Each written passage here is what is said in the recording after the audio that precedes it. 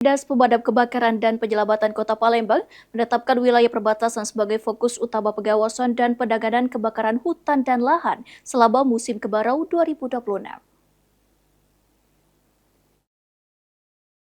Seiring memasuki musim kemarau 2026, Dinas Pemadam Kebakaran dan Penyelamatan Kota Palembang mengambil langkah antisipatif untuk mencegah kebakaran hutan dan lahan.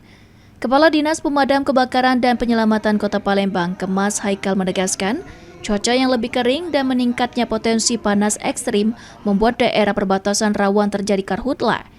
Wilayah perbatasan Kota Palembang, Banyuasin, dan Palembang Ogan Ilir menjadi titik rawan terjadinya karhutla yang memerlukan kerjasama dengan seluruh OPD terkait di Kota Palembang untuk penanganannya. Oleh karena itu, DPKP Kota Palembang akan menyiapkan posko serta peralatan pemadam, serta tim siaga yang siap melakukan penanganan cepat jika terjadi kebakaran. Sekarang ini lagi persiapan dan fokus untuk menghadapi musim kemarau panjang ini. Karhutla ini. Jadi kita akan lebih fokus ke situ, bagaimana mengantisipasi, itu juga bekerja sama dengan seluruh stakeholder dan OPD-OPD terkait, bagaimana kita akan menghadapi musim kemarau depan. Mungkin salah satu langkahnya tadi apa, Pak?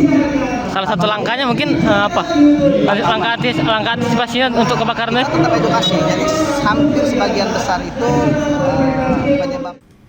Selain itu, DPKP menghimbau masyarakat untuk turut berperan aktif mencegah kebakaran dengan tidak membuka lahan dengan cara membakar dan segera melaporkan jika menemukan titik api.